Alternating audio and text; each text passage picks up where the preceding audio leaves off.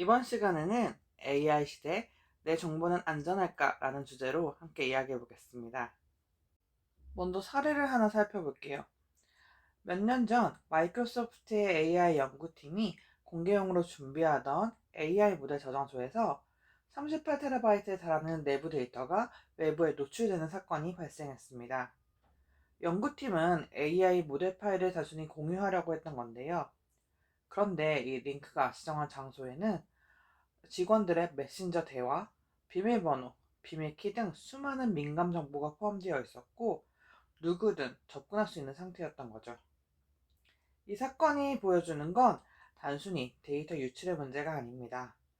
우리가 AI 모델이나 서비스에 데이터를 제공할 때 혹은 그 과정에서 발생하는 로그나 기록이 내 의지와 상관없이 학습용으로 활용될 수 있다는 위험입니다. 여러분도 생각해 보세요. 내가 사용하지 않은 것처럼 보이는 서비스에서도 AI 개발 과정에서 내 정보가 통제권 밖에서 쓰일 수 있다면 과연 안전하다고 말할 수 있을까요? 오늘은 이런 문제를 중심으로 개인정보 주권이란 게 무엇인지, AI 학습 데이터와 내 정보가 어떻게 연결되는지, 그리고 우리가 정보를 보호하기 위해 어떤 전략들을 사용할 수 있는지 차근차근 살펴보도록 하겠습니다. 그럼 먼저 AI 시대의 개인정보 주권이라는 개념이 어떤 의미인지 그 개념부터 살펴보도록 하겠습니다. 요즘 하루가 멀다 하고 개인정보가 유출되었다라는 기사를 보게 되는데요. 그래서인지 개인정보 유출에 대한 심각성이라든가 개인정보 보호에 대한 인식이 조금은 무뎌지는 것 같은 느낌도 듭니다.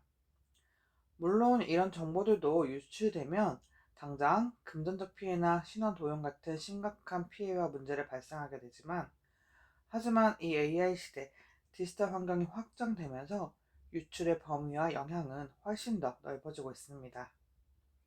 앞서 살펴본 마이크로소프트 AI 연구팀의 정보 유출 사례를 보면 연구팀은 단순히 모델 파일을 공유하려던 것이었는데요. 그들이 이용하던 저장소에는 직원들의 메신저 대화, 비밀번호, 패스워드까지 모두 포함되어 있었던 거죠. 단순한 실수라고 하기에는 너무나 많은 정보가 한꺼번에 유출될 건인데요.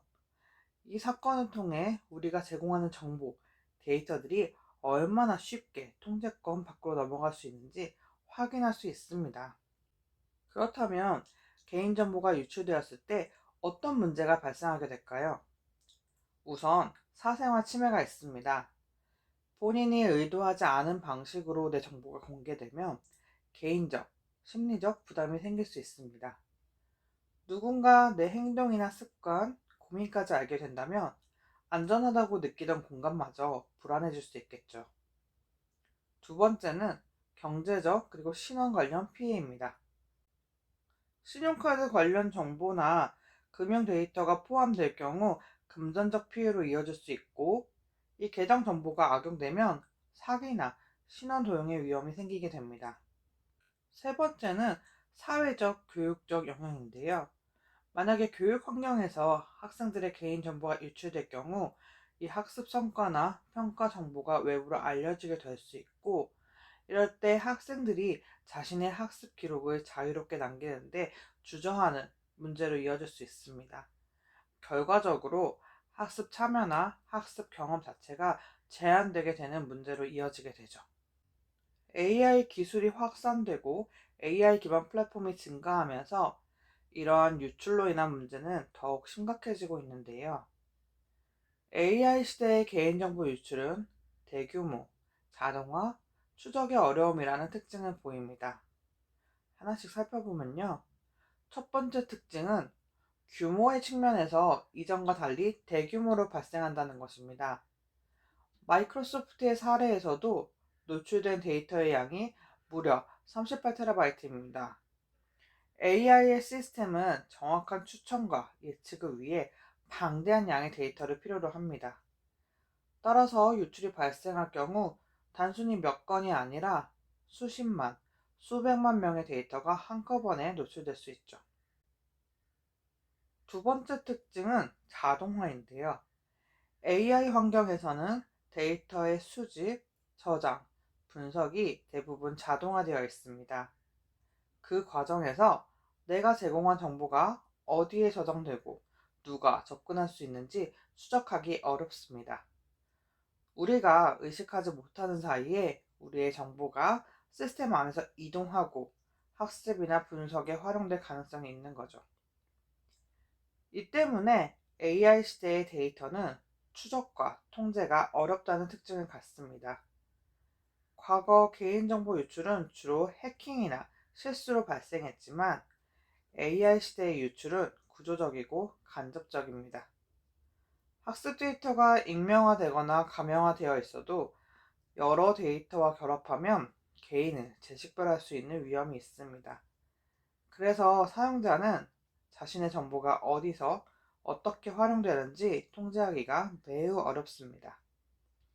이러한 상황 속에서 더욱 중요하게 주목받는 개념이 바로 우리가 자신의 개인정보를 통제할 수 있는 권리, 즉 개인정보 주권입니다.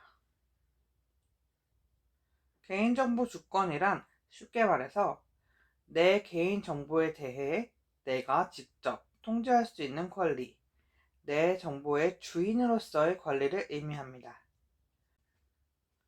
여기서 말하는 개인정보는 단순히 이름이나 전화번호 같은 기본적인 정보만을 뜻하지 않습니다. 우리가 스마트폰 앱에 입력하는 대화 내용, 검색 기록, 심지어 온라인에서 작성하는 글까지를 모두 포함합니다. 또 한 가지 중요한 것은 개인정보 주권에는 단순히 내 정보가 보호되는 것만이 아니라 내가 그것을 어떻게 사용할지 결정할 수 있는가 하는 권리가 포함되어 있다는 점입니다.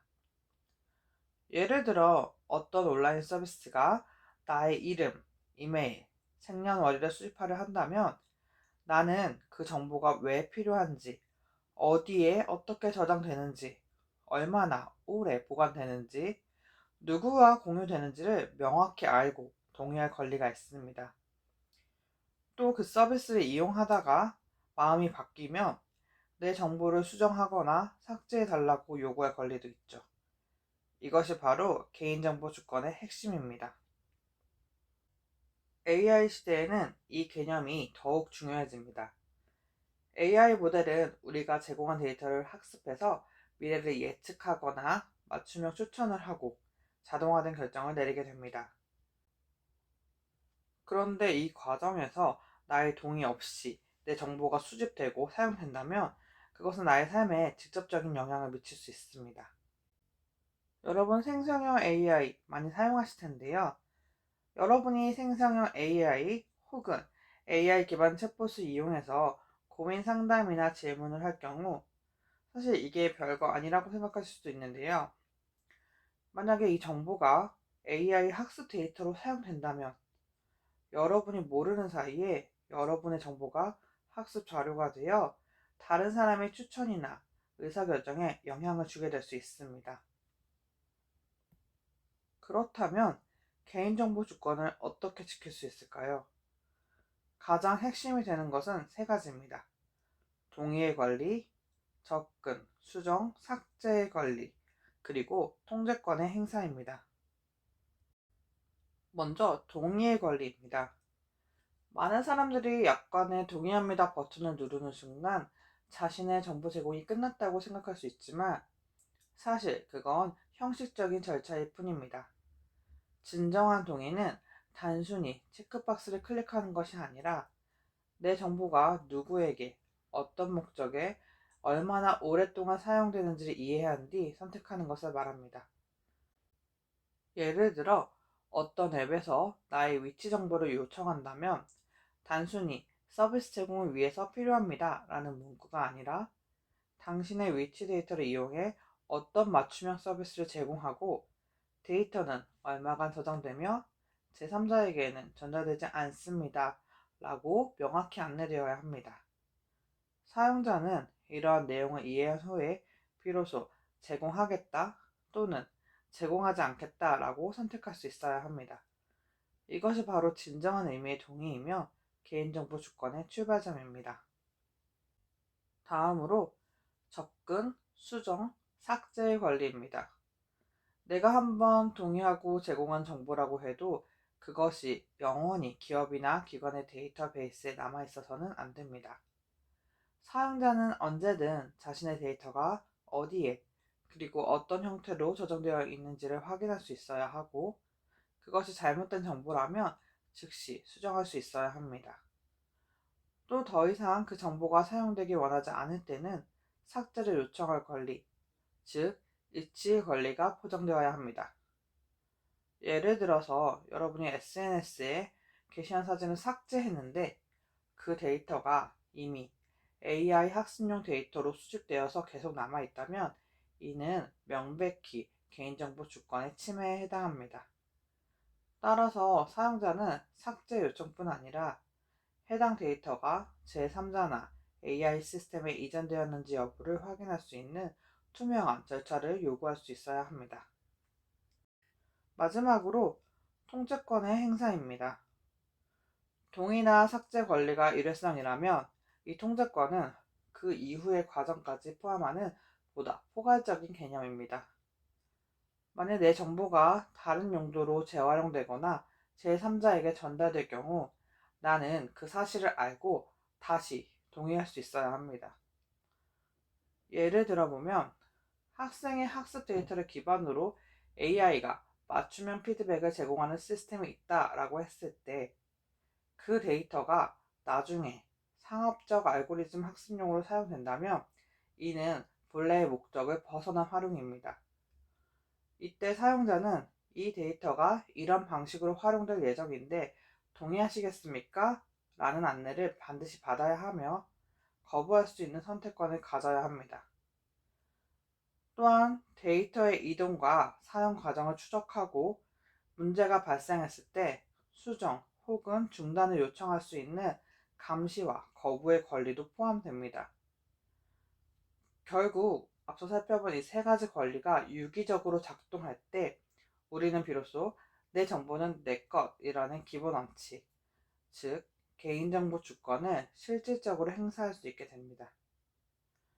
AI 시대의 개인정보 보호는 단순히 기술적 보안의 문제가 아니라 개인의 선택권과 통제권을 보장하는 민주적 구조의 문제이기도 합니다. 이러한 인식이 확장될 때 데이터 중심 사회 속에서도 인간의 존엄과 자율성이 지켜질 수 있습니다. 법적으로도 개인정보 주권은 점점 강화되어 가고 있습니다. 그 출발점이 된 대표적인 사례가 바로 유럽연합의 GDPR, 즉 일반 개인정보 보호법입니다. GDPR은 개인은 자신의 데이터에 대한 완전한 통제권을 가져야 한다라는 원칙을 명확하게 하고 있습니다. 기업이나 기관이 데이터를 수집할 때는 반드시 수집 목적을 구체적으로 명시하고 사용자의 명시적 동의를 받아야 하며 사용자는 언제든지 자신의 정보를 열람하고 정정하고 삭제할 수 있는 권리를 가집니다. 이러한 조항은 단순히 기업의 의무를 규제하는 수준을 넘어 개인이 자신의 데이터 흐름을 직접 관리할 수 있도록 보장하는 제도적 기반이라고 할 수 있습니다. 우리나라의 개인정보보호법 역시 이와 유사한 원칙을 따릅니다. 이 법에서는 정보 주체가 자신의 개인정보에 대해 열람, 정정, 삭제, 처리 정지를 요구할 수 있는 권리를 명시하고 있습니다. 즉, 나의 정보를 수동적으로 보호받는 객체가 아니라 직접 관리하고 통제할 수 있는 주체로 본다는 점에서 그 의미가 큽니다. 데이터의 소유자가 기관이 아니라 개인이라는 인식이 점점 제도적으로도 확립되고 있는 셈입니다. 하지만 현실은 이상과 다릅니다. AI 기술의 발전으로 데이터는 대규모 그리고 자동화된 방식으로 수집되고 여러 시스템과 플랫폼을 오가며 2차, 3차적으로 활용됩니다. 예를 들어 사용자가 SNS에서 삭제한 사진이 이미 AI 이미지 생성 모델의 학습 데이터로 사용되었다면 그 정보를 어디서 어떻게 회수할 수 있을까요? 이처럼 데이터의 이동 경로가 복잡하게 얽혀있기 때문에 실제로는 내 정보가 어디에 사용되고 있는지 추적조차 어려운 경우가 많습니다. 그래서 단순히 법적 권리를 알고 있는 것만으로는 충분하지 않습니다. 이제는 개인 차원에서도 스스로를 지킬 수 있는 디지털 주체로서의 역량이 요구됩니다. 예를 들어 데이터 접근 권한을 세밀하게 설정하거나 개인정보 추적 차단 기능을 활용하고 AI 학습용 데이터 수집에 대한 거부권을 행사하는 등의 기술적 보호 전략을 함께 사용해야 합니다.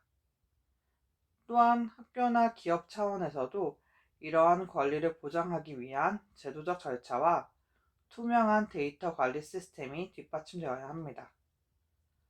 결국 우리가 알아야 할 핵심은 하나입니다. 개인정보 주권이라는 것은 단순한 법률 용어가 아니라 디지털 사회에서 개인이 스스로를 지킬 수 있는 가장 근본적인 권리라는 점입니다. AI가 인간의 판단을 대신하는 시대일수록 내 정보는 내가 통제한다는 인식이 무엇보다 중요합니다. AI 시대, 디지털 환경에서는 여러분이 이 디지털 기술을 사용하는 모든 순간에 계속해서 데이터가 수집되고 있다. 나의 다양한 정보가 수집되고 활용되고 있다라고 보아야 될 텐데요. 그 중에서도 여러분이 교육에 참여하는 순간 수집되는 학습 데이터에 대해 이야기해 보려고 합니다. 그럼 이 학습 데이터라는 것은 무엇일까요? 질문을 바꿔볼게요. 학교에서 혹은 온라인 학습 환경에서 수집되는 데이터에는 어떤 것들이 있을까요?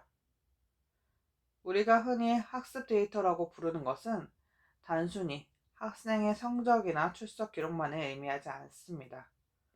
학습 데이터라는 것은 학습자가 학습 활동을 수행하는 과정에서 생성되는 모든 형태의 디지털 흔적을 말합니다. 즉, 학생이 어떤 컨텐츠를 얼마나 오래 시청했는지, 어떤 문제에서 틀렸는지, 토론 게시판에는 어떤 의견을 남겼는지, 과제를 언제 제출했는지 등 학습 행위의 전 과정에서 자동으로 기록되고 분석 가능한 데이터를 모두 포함하는 개념입니다. 그렇다면 이런 학습 데이터는 구체적으로 어떤 종류들이 있을까요? 학습 데이터는 크게 4가지 유형으로 분류할 수 있습니다. 하나씩 살펴보겠습니다. 첫 번째는 인지 데이터입니다. 인지 데이터는 여러분이 가장 익숙하게 느낄 수 있는 유형인데요. IQ 검사 결과라던가 학업 성취도, 형성평가 점수, 관찰평가 기록, 그리고 학습 진도 등이 여기에 포함됩니다. 쉽게 말하면 학습자가 무엇을 알고 있는가, 어느 정도를 이해했는가, 이것을 확인하는 데이터라고 할 수 있죠. 예를 들어 온라인 수학 플랫폼에서 여러분이 어떤 유형의 문제를 반복해서 틀리는지, 어느 단원에서 학습 속도가 느려지는지, 이러한 정보들이 모두 인지 데이터로 기록됩니다. 두 번째는 사회적 데이터입니다. 학습은 혼자만 하는 활동이 아니죠. 이 사회적 데이터라는 것은 학생의 관계와 학생의 환경에 관한 정보를 담고 있습니다. 동료 학습자와의 교류 빈도, 집단 프로젝트에서의 참여도, 친한 친구가 누구인지, 혹은 방과 후 활동이나 클럽 활동에 참여하는지 여부와 같은 것들이 여기에 포함됩니다. 그리고 또 여기에는 단순히 학교 안에서의 활동만이 아니라 가정 환경, 경제적 상황, 문화적 배경 등 이 학생을 둘러싼 사회 경제적 맥락까지도 포함될 수 있습니다. 그렇기 때문에 이 데이터에는 협업 플랫폼에서 누구와 자주 소통하는지, 온라인 토론에서 얼마나 적극적으로 의견을 게시하는지 이 같은 데이터들이 이 사회적 데이터에 해당합니다. 세 번째는 정서 및 신체적 데이터입니다. 이 유형은 다른 유형에 비해 조금 더 민감한 영역인데요. 학습자의 감정 상태, 스트레스 수준, 자신감, 학습에 대한 동기 같은 심리적 데이터가 포함됩니다. 그리고 또 학생의 체력, 건강 상태, 수면 패턴과 같은 신체적 데이터도 여기에 속하죠.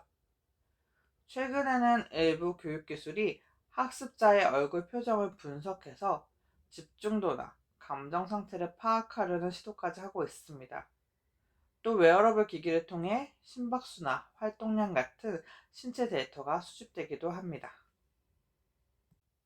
마지막은 디지털 활용 데이터입니다. AI 시대에 특히 중요해진 유형의 데이터인데요. 학습자가 디지털 기술에 얼마나 접근할 수 있는지, 얼마나 자주 사용하는지, 그리고 어떤 방식으로 사용하는지에 관한 데이터입니다. 예를 들어 집에 컴퓨터나 태블릿이 있는지, 인터넷에 연결 상태는 어떠한지, 하루에 몇 시간 동안 디지털 기기를 사용하는지, 주로 어떤 앱이나 플랫폼을 이용하는지 같은 정보들이죠. 이런 데이터는 디지털 격차를 파악하는 데에도 중요하게 사용됩니다. 이 학습 데이터는 다른 종류의 데이터와 구별되는 몇 가지 중요한 특징을 가지고 있는데요. 이 특징들을 이해해야 교육 현장에서 학습 데이터를 올바르게 다룰 수 있습니다. 첫 번째 특징, 정량적이면서 동시에 정성적입니다. 학습 데이터는 숫자로 표현되는 정량적 데이터와 서술이나 관찰로 기록되는 정석적 데이터를 모두 포함합니다. 정량적 데이터에는 어떤 것들이 있을까요?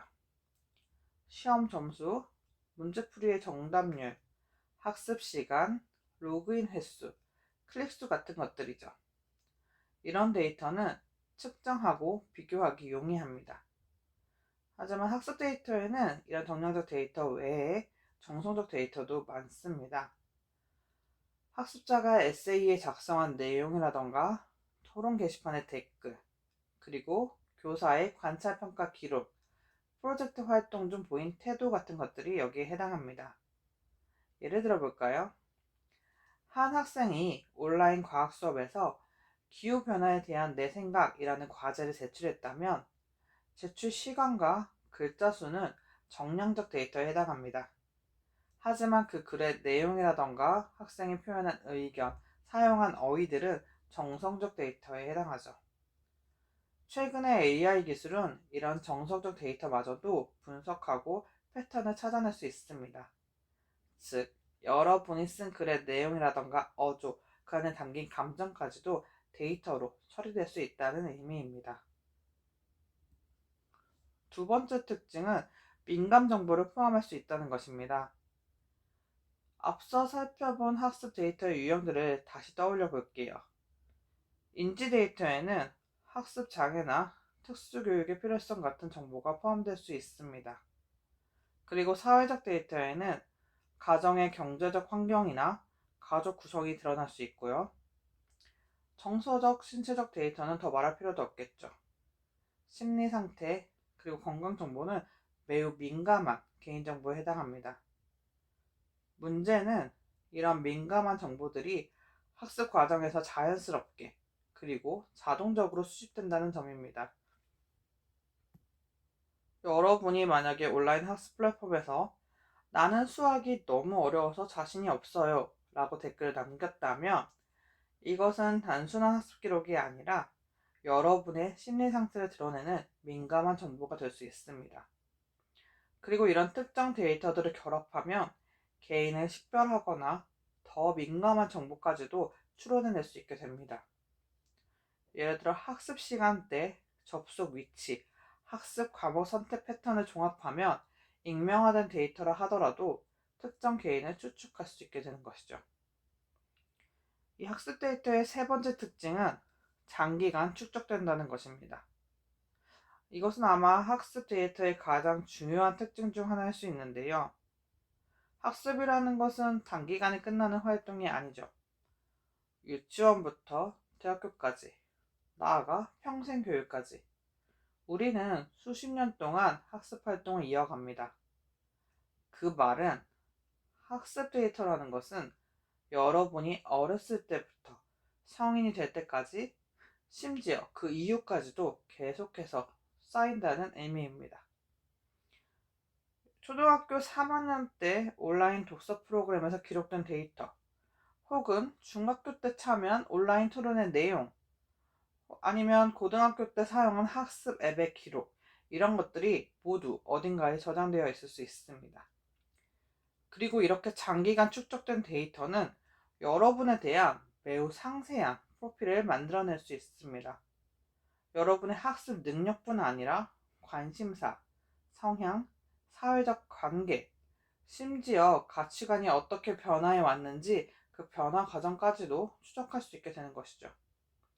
더욱 우려스러운 점은 이 데이터가 어떻게 보관되고 얼마나 오래 저장되고 또 누가 접근할 수 있는지에 대한 명확한 규칙이나 합의가 아직 충분히 이루어지지 않았다는 것입니다. 자, 여기까지 학습 데이터의 유형과 특징을 살펴봤습니다. 정량적이면서 정성적이고 민감한 정보를 포함할 수 있으며 장기간 축적되는 이 학습 데이터. 그렇다면 이런 데이터를 교육 현장에서는 어떻게 다루어야 할까요? 교육자든 학습자든 혹은 학부모든 우리 모두가 함께 알아야 할 주의사항들을 함께 짚어보겠습니다. 첫 번째, 수집 목적의 명확성과 투명성입니다. 학습 데이터를 수집하기 전에 반드시 물어야 할 질문이 있습니다. 왜 이 데이터를 수집하는가? 이 데이터는 어떻게 사용될 것인가입니다.